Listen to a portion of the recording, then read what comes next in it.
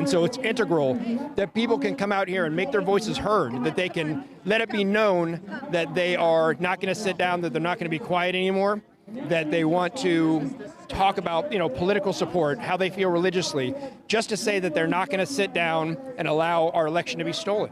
And we want to protect them and give them the right to do that. A lot of people are very angry. And so we've been tracking this on the intelligence side for quite a while as a low-intensity conflict, right? And so phase one, you have different phases of a low-intensity conflict. And we see a lot of people that in 2016, they were afraid to even say they were a President Trump support, candidate support then, that they were even a supporter of him.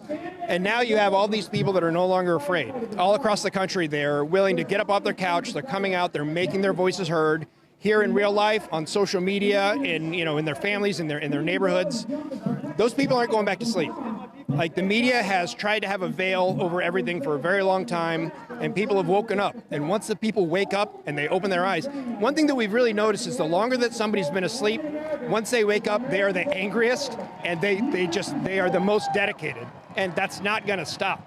And so that's one of the things that really worries me, is that we know there's outside influences in a lot of what's going on. We know that Sidney Powell outlined China, Iran, Pakistan. We saw some other outside adversaries that had a part in this.